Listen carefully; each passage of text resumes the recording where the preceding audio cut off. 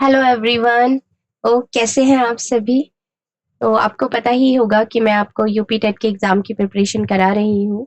इसमें social science हमारा subject है और अभी हमारी हिस्ट्री की क्लासेस चल रही हैं। ऑलरेडी काफ़ी सारा सिलेबस मैं आपको कवर करा चुकी हूँ। तो अगर आपने वो नहीं देखी है वीडियोस तो सिलेबस के अकॉर्डिंग पहले आप सिलेबस वाली वीडियोस देखिएगा। उसके बाद उसके अकॉर्डिंग बाकी के चैप्टर्स भी सीक्वेंस में मैंने वैसे ही कराए हैं, तो वो वहाँ से आप चेक कर सकते हैं। प्लेलिस्ट का लिंक आपको डिस्क्रिप्शन में मिल जाएगा, वहां से आप देख लीजिएगा। आज जो हम करने वाले हैं वो है हमारा टॉपिक इस्लाम का भारत में आगमन, कि किस तरीके से इस्लाम भारत में आए थे, कैसे महमूद गजनवी आया था, कैसे तुर्की का आक्रमण हुआ था, कैसे राजपूतों ने ये बाकी सारी चीजें करी थी, हजरत मोहम्मद ने किस तरीके से इस्लाम धर्म का संस्थापक उन्हें कहा जाता है, और तराइन का युद्ध हो गया या मोहम्मद गौरी के बारे में हो गया। बहुत सारे पॉइंट्स हैं इसमें जो कि आपके एग्जाम के पॉइंट ऑफ व्यू से काफी इंपॉर्टेंट है, वो हम इस चैप्टर में करेंगे। एक चीज और मैं बता देती हूँ कि अब तक जो हमारे टॉपिक्स थे, जो चैप्टर्स थे, वो काफी छोटे थे, तो हमारा टॉपिक जल्दी जल्दी कवर हो रहा था। लेकिन अगर अभी की हम बात करते हैं तो ये जो चैप्टर्स हैं ये काफी लेंदी है।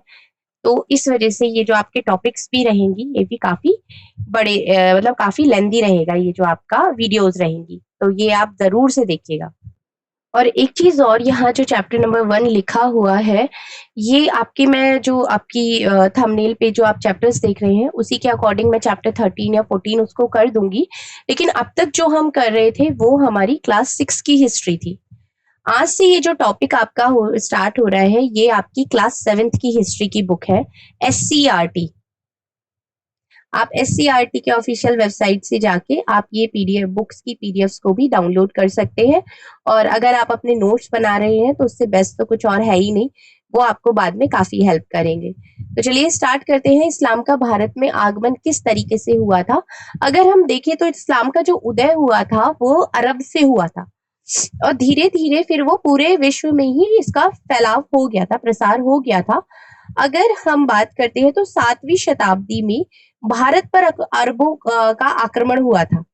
अब उसके बाद ही भारत के जो लोग थे वो इस्लाम से परिचित हुए थे, या इस्लाम की जो संस्कृति है उसको पता चला था, और भारतीय संस्कृति का वो अंग बन गई थी 7वीं शताब्दी में। अब इस्लाम धर्म की जो स्टार्टिंग हुई थी, जो शुरुआत हुई थी, वो किस तरीके से हुई थी।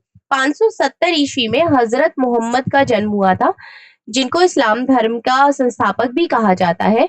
उस टाइम पे क्या था, अरब देश में बहुत ही छोटे छोटे कबीले हुआ करते थे।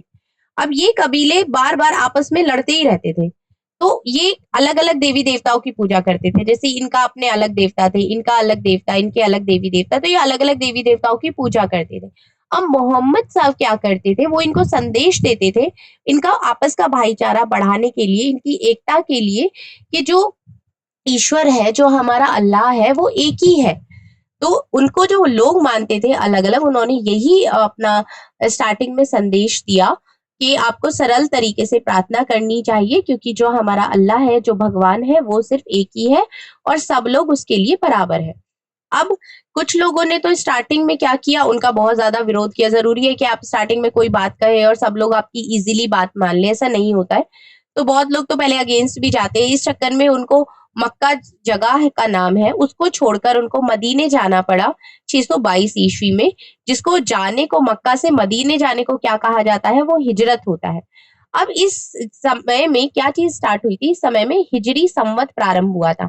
अगर हम हिजरी संवत की बात करते हैं तो 622 ईसा पूर्व में आपका हिजरी संवत स्टार्ट हुआ था। अब धीरे धीरे जितने भी कबीले के लोग थे, जो अलग अलग कबीले के लोग थे, उनको मोहम्मद साहब की बातें समझ में आने लगी और उन सब ने उनको फॉलो करना शुरू कर दिया। अब धीरे धीरे अरब देश से ये जो इस्लाम धर्म था स्टार्ट होकर दुनिया के कई देशों में फैला। अब जैसे कि इनकी मोहम्मद साहब की जो मृत्यु हुई थी वो 632 ईसा में हो गई थी। अब इन्होंने 3 मेन बुनियादी सिद्धांत बताए थे इस्लाम के। वो कौन से थे, वो थे आपके समता, समानता और बंधुत्व। अब ये जो इस्लाम धर्म में लोग थे, ये क्या मानते थे कि अल्लाह एक है और हम उन सब उनके बंदे हैं, और जो हजरत मोहम्मद थे वो अल्लाह का पैगाम लेकर आए थे, पैगाम लाने वाले पैगंबर थे। इसलिए ये यहाँ पे काबा मक्का की इमेज दी हुई है। लोग वहां पर जाते हैं, एकदम पूजा अर्चना जो जिस भी तरीके से ये लोग करते हैं वो होती है। अब इन्होंने क्या क्या शिक्षाएं दी थी मोहम्मद साहब की, अगर हम शिक्षाओं शिक्षाओं की बात करते हैं तो क्या क्या शिक्षाएं थी, इनके 5 मेन सिद्धांत थे जो इन्होंने निर्धारित किए थे। ये आपको पता होना चाहिए, एक सीक्वेंस में भी आप इनको पूछ सकते हैं। जैसे कि कलमा हो गया, कलमा क्या होता है कि अल्लाह एक है और मोहम्मद उसके पैगाम्बर है, ये एक कलमा है, ये कलमा मतलब एक स्टेटमेंट है। दूसरा इनकी होती है नमाज, नमाज में 5 बार ये नमाज पढ़ते हैं। रमजान क्या होता है, पूरे महीने रोजा व्रत रखना। उसके बाद आता है आपका ज़कात, ज़कात क्या होती है, अपनी उपार्जित आय जो भी अपनी आप कमाते हैं उसका 2.5% गरीबों को देना, दान करना।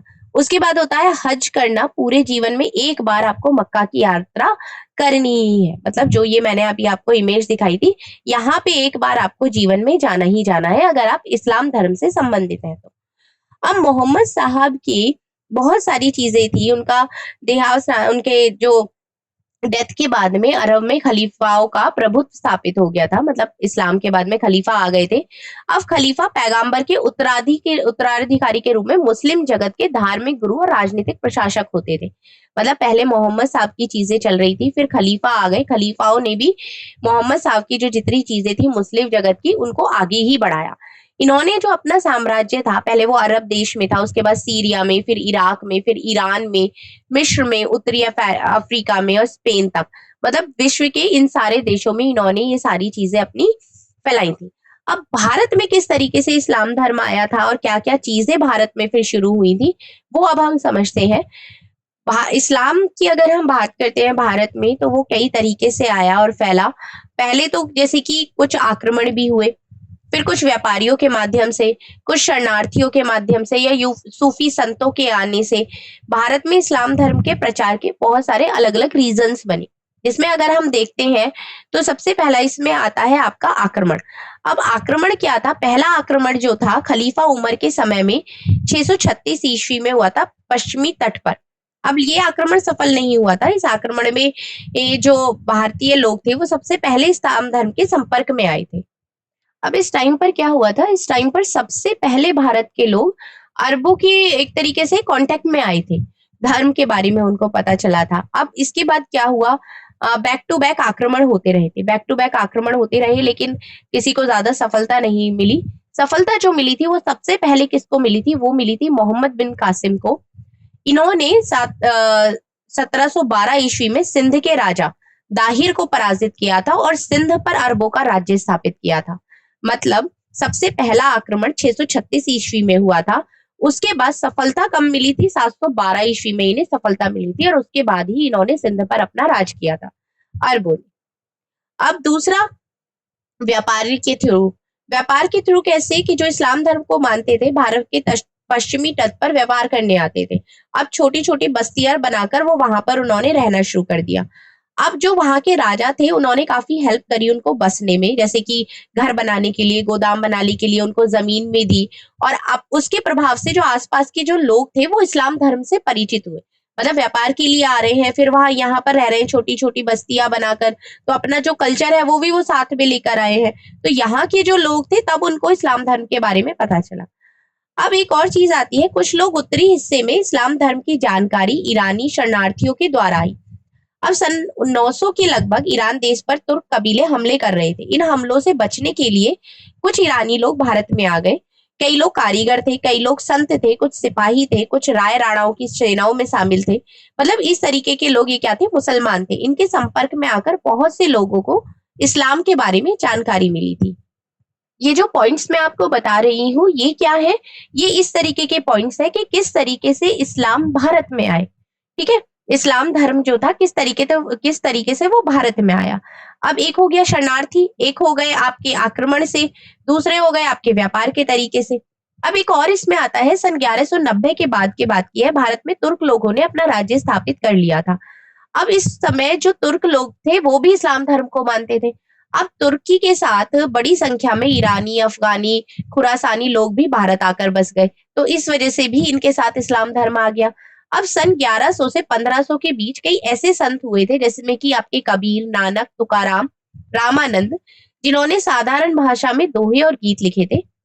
ईश्वर के प्रति भक्ति भाव था। तो इनमें क्या थे, इनमें कुछ मुसलमान संत भी थे, कुछ सूफी संत भी कहलाए। अजमेर के ख्वाजा मुइनुद्दीन चिश्ती हो गए, या पंजाब के बाबा फरीद हो गए, दिल्ली के निजामुद्दीन औलिया बहुत जाने माने सूफी संत रहे हैं जो कि उसी समय पर आए थे भारत में। अब अगर हम सूफी संतों के विचार भक्त संतों के विचार से काफी मिलते जुलते थे। सूफियों ने भी इस बात पर ही जोर दिया था कि अगर आप सच्चे दिल से अल्लाह को प्रेम करते हैं, बुरे कर्मों का पश्चाताप करना अल्लाह पाने के सही तरीके हैं, अगर आप अपने बुरे कर्मों का पश्चाताप करते हैं। तो इन्हीं विचारों की मदद से, और मुसलमानों लोग हो गए या लोग हो गए, एक दूसरे के धर्म की जो बातें थी वो काफी सिमिलर रही, और लोगों के बीच ये विचार आने लगा कि जो ईश्वर है, जो अल्लाह है, जो परमेश्वर है, जो भगवान है, वो एक ही है, बस उसको अलग अलग नामों से जाना जाता है। अब बात आती है मिलने जुलने के फायदे। अब जैसे अगर आप किसी से मिलते हैं या आपकी कोई चीज होती है, तो आप कहीं भी नई जगह जाए तो बहुत सारी चीजें ऐसी होती हैं कि आप उस जगह से सीखते हैं, और बहुत सारी चीजें ऐसी होती हैं जो वहां के लोग आपके आपसे सीखते हैं। तो इसी तरीके से जब दो अलग अलग संस्कृतियां, दो अलग अलग तरीके के लोग आपस में मिलते हैं तो वो एक दूसरे से बहुत कुछ सीखते हैं। जैसे कि हम भारतीय लोगों ने अरब के लोगों से बहुत कुछ सीखा, और अरब के लोगों ने भी हम भारत के लोगों से बहुत सारी चीजें हुई, बहुत सारे जीवन में बदलाव आए, बहुत सारी चीजें, भारतीय ग्रंथों का भी अरबी भाषा में अनुवाद किया गया। तो क्या क्या चीजें किसने किससे सीखी ये आप देखते हैं।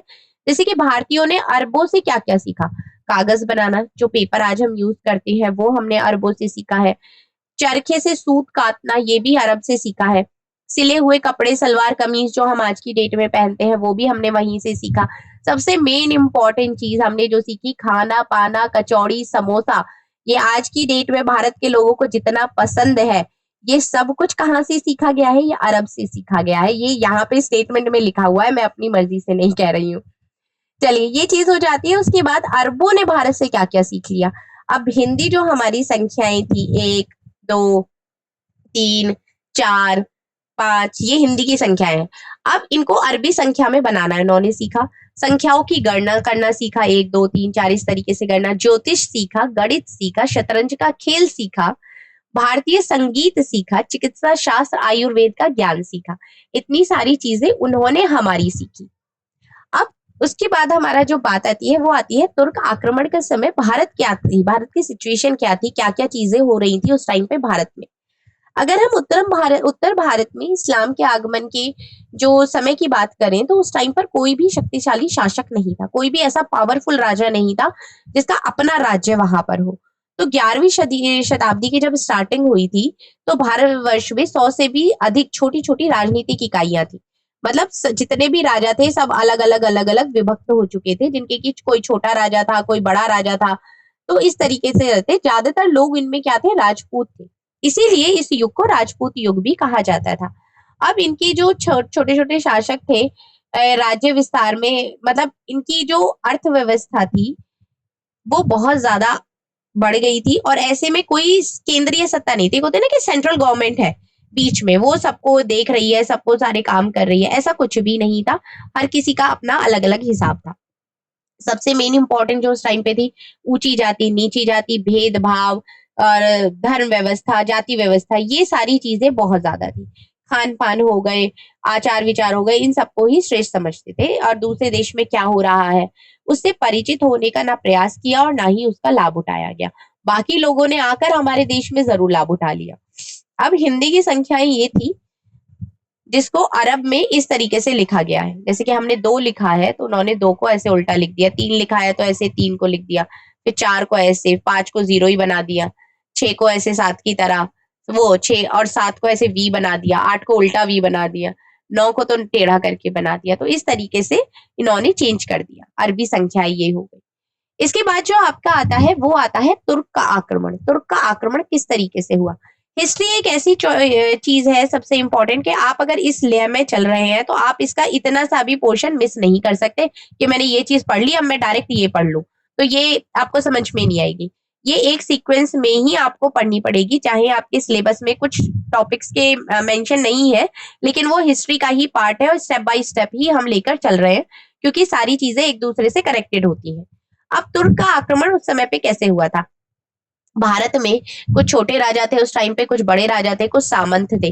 कौन कौन मेन थे उस टाइम पे, जैसे कि चौहान, तोमर, गहड़वल, चंदेल, चालुक्य, राजपूत वंशों के राजा थे। इसी समय तुर्कों ने राज्य, जो आपका ईरान हो गया, अफगानिस्तान हो गया, तुर्किस्तान में था, भारत में अपना राज्य फैलाने के लिए उन्होंने बहुत आक्रमण करे। उन्होंने क्या किया कि भाई अब हमारा इन देशों में तो राज है ही, अब हमें भारत में भी आक्रमण करना है, भारत में भी अपना राज करना है। तो सबसे पहले जो भारत पे आक्रमण किया था तुर्की ने, वो था आपका महमूद गजनवी। महमूद गजनवी के बारे में आपने सुना भी होगा अगर आपने कभी हिस्ट्री पढ़ी है तो। बाकी डिटेल में अभी हम समझेंगे। ये इमेज है महमूद गजनवी की। अब महमूद गजनवी तुर्क के लोगों का सबसे पहला बड़ा जो हमला हुआ था, जब गजनी राज्य अफगानिस्तान के महमूद गजनवी के तुर्क राजा ने भारत पर हमला किया था। वह उसका मेन भारत में राज करना नहीं चाह रहा था। वो उसका पर्पस नहीं था कि मैं भारत के ऊपर राज करूं। उसका पर्पस क्या था? उसका पर्पस ये था कि जो उसकी सेना थी उसके लिए उसको धन चाहिए था, उसको पैसा चाहिए था यहाँ से, इसलिए उसको लूट मचानी थी।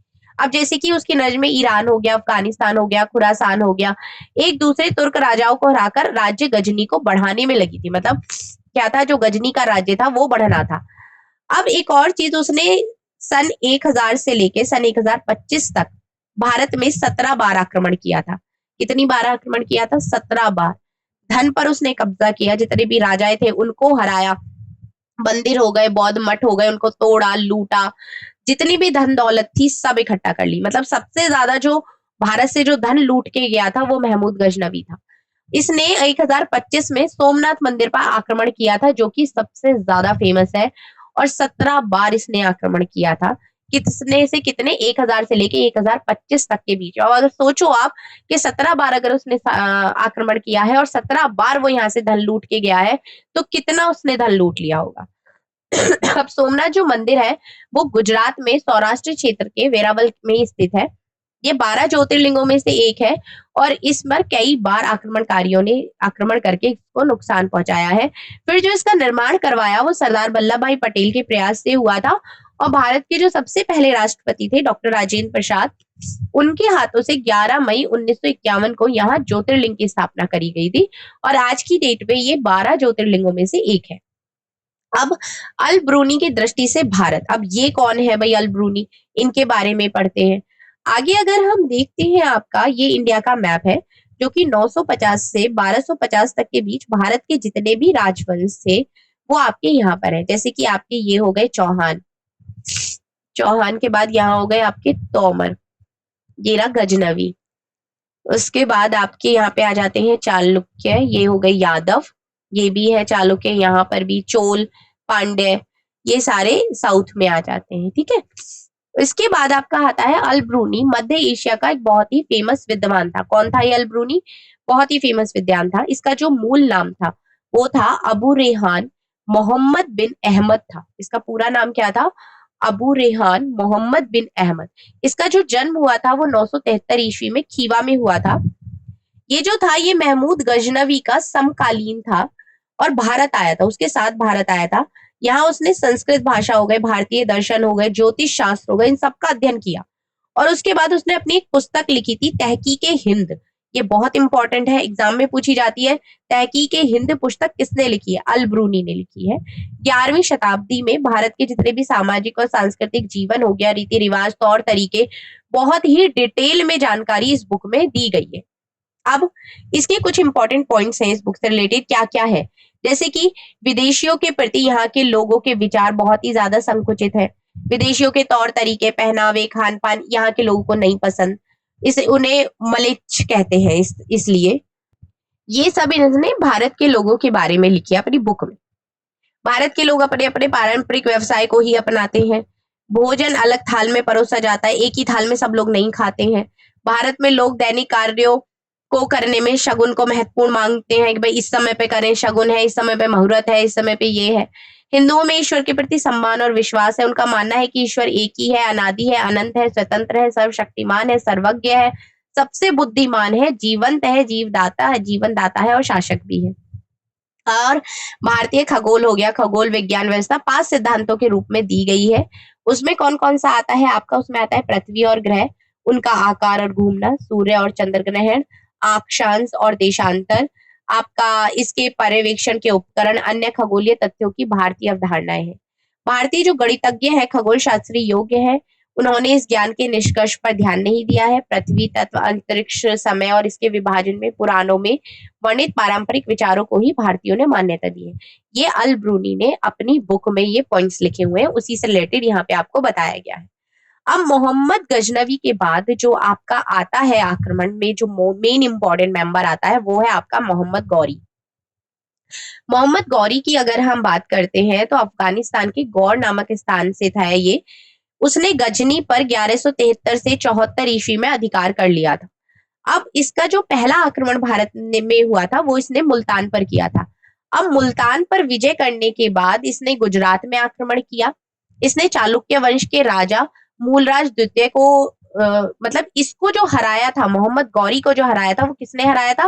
वो चालुक्य वंश के राजा थे मूलराज द्वितीय, जिन्होंने अपनी विधवा माँ जो कि नायिका देवी थे, इनके नेतृत्व में आबू पहाड़ के निकट उसको पराजित किया था। और भारत में उसकी ये पहली पराजय थी, वरना ये भारत में जीतता ही जा रहा था। सिर्फ चालुक्य वंश के मूलराज द्वितीय ने इसको हराया था। अब अपनी पराजय के बाद गौरी ने अपना आक्रमण का जो रास्ता था वो उसने चेंज कर लिया। उसने पंजाब पर आक्रमण शुरू कर दिया। अब 1190 में उसने पूरे पंजाब को जीत लिया। मतलब वहां से तो वो हार गया, तो उसके बाद उसने अपनी डायरेक्शन चेंज कर दी कि भाई यहाँ तो जीत मिल नहीं सकती, अब कहाँ जीत मिलेगी? पंजाब में। पंजाब पे आक्रमण करा और वहां जीत गया। ये है मोहम्मद गौरी की इमेज, देखो क्या लग रहा है। उसके बाद आते हैं हमारे पृथ्वीराज चौहान। पृथ्वीराज चौहान भी बहुत इंपॉर्टेंट है। पंजाब जीतने के बाद उसके राज्य की सीमाएं दिल्ली अजमेर के शासक पृथ्वीराज तृतीय पृथ्वीराज चौहान के राज्य से मिलने लगी। किसकी? मोहम्मद गौरी की। अब पृथ्वीराज चौहान जिन दिनों मोहम्मद गौरी आक्रमण कर रहा था, उस समय भी चौहान अपना जो वंश था पृथ्वीराज चौहान को, उसको अपना विस्तार करने में लगे हुए थे। वो एक बहुत ही वीर साहसी योग्य सेना नायक थे। उन्होंने कई राजपूत शासकों को पराजित किया था, जिसमें आपके चंदेल शासक परमादी देव भी था। अब परमादी देव ने अल्लाह उदल नाम के लोक प्रसिद्ध सेना नायकों ने भीषण युद्ध किया था और वे युद्ध में मारे गए थे। भटिंडा पर भी मोहम्मद गौरी के अधिकार कर लेने के बाद पृथ्वीराज चौहान और मोहम्मद गौरी के बीच संघर्ष की स्थिति बन गई थी। किसके बीच में युद्ध होने वाला था? पृथ्वीराज चौहान और मोहम्मद गौरी। अब ये पृथ्वीराज चौहान की इमेज है। जो तराइन का युद्ध हुआ था, सबसे पहला जो अगर युद्ध होता है मोहम्मद गौरी और पृथ्वीराज चौहान के बीच में, पहला युद्ध था वो तराइन का युद्ध था। ये कहां पर है? हरियाणा के करनाल जिले में है। मैदान 1119 ईस्वी में हुआ था। इस युद्ध में मोहम्मद गौरी की हार हुई थी और वो जान बचाकर भाग गया था। अब मोहम्मद गौरी की जो रहा, उसने क्या किया? वो 1 साल तक बिल्कुल शांत रहा, उसने कुछ नहीं छेड़ा। उसके बाद उसने अपनी सेना को और भी ज्यादा पावरफुल बनाया और उसने दोबारा से 1192 में फिर पृथ्वीराज चौहान पर आक्रमण कर दिया। अब दोनों के बीच फिर से तराइन के मैदान में बहुत भयंकर युद्ध हुआ और इसमें पृथ्वीराज चौहान की हार हुई थी और उसने पृथ्वीराज चौहान को बंदी बना लिया था।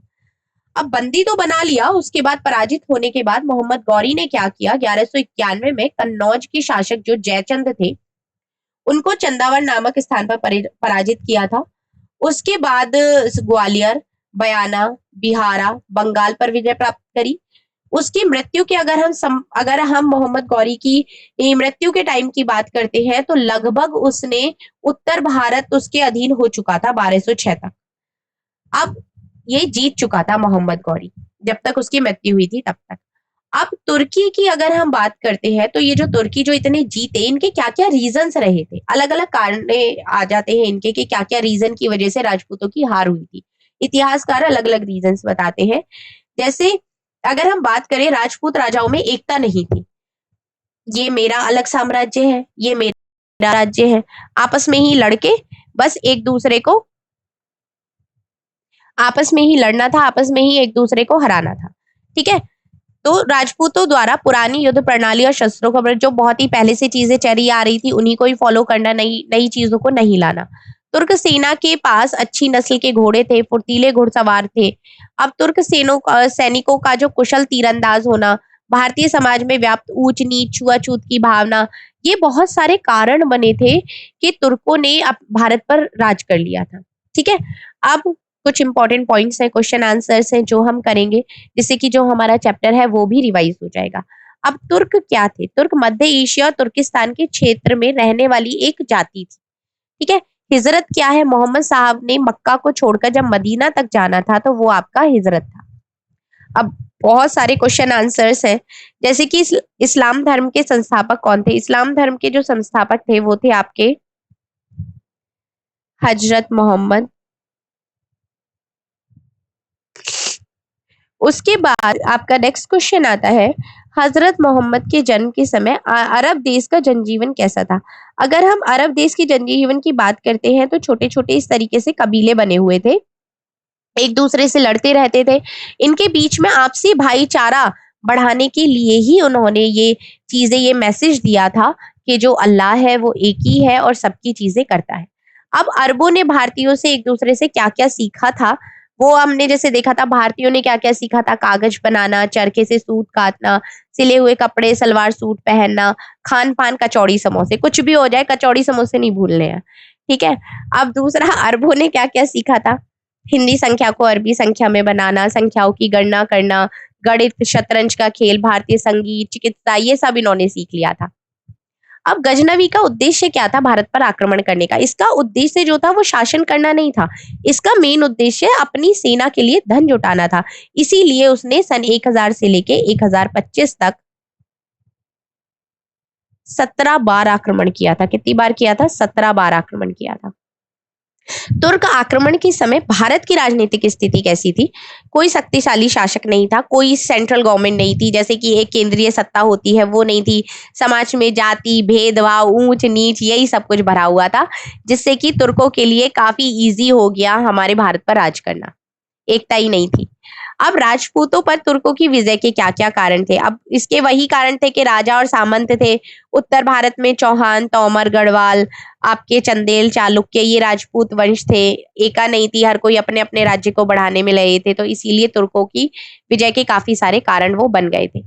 अगर हम सही मिलान की बात करते हैं, यहाँ पे अगर हम मैचिंग करें, तो तराइन का जो युद्ध हुआ था वो सबसे पहले 1791 में, एक सेकेंड, तराइन का सबसे पहला जो युद्ध हुआ था वो हुआ था आपका 1791 में। सिंध पर जो आक्रमण हुआ था वो 712 में हुआ था। सोमनाथ मंदिर पर जो आक्रमण हुआ था वो आपका 1025 में हुआ था।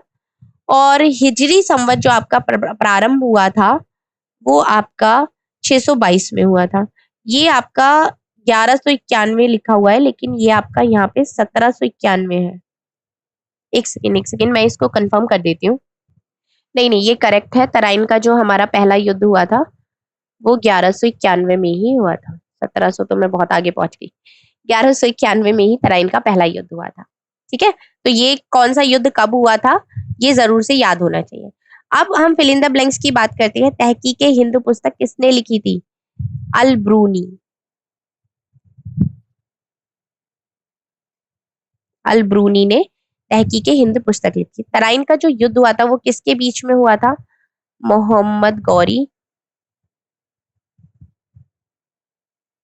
और आपका हुआ था पृथ्वी राज चौहान। महमूद गजनवी में भारत पर कितनी बार आक्रमण किया था? 17 बार। मोहम्मद गौरी को गुजरात में चालुक्य वंश के किस राजा ने पराजित किया था? तो वो मूलराज द्वितीय थे। मूलराज द्वितीय थे, जिन्होंने अपनी विधवा मां के नेतृत्व में आबू पहाड़ के निकट उसको पराजित किया था। तो ये कुछ पॉइंट्स हैं। अगर आप अपने नोट्स बना रहे हैं तो जरूर से बनाइएगा, आपके लिए काफी हेल्प करेंगे वो लास्ट टाइम पर आपके नोट्स। और नोट्स बनाने से एक चीज और होगी कि आपके जो याद आप जो कर रहे हैं ये आपका साथ के साथ ही चलता रहेगा। होप सो पूरा चैप्टर आपको अच्छी तरीके से समझ में आया होगा। आगे के और भी जितने भी चैप्टर्स हैं वो भी काफी बड़े चैप्टर्स हैं, तो जिनको समझने में और करने में हमें थोड़ा सा टाइम ही लगेगा, लेकिन एक एक चीज आपको बहुत अच्छे से क्लियर होगी अगर आप इसी सीक्वेंस में फॉलो कर रहे हैं तो। चलिए, अगर कोई डाउट है तो आप कमेंट में पूछ सकते हैं। Thank you so much.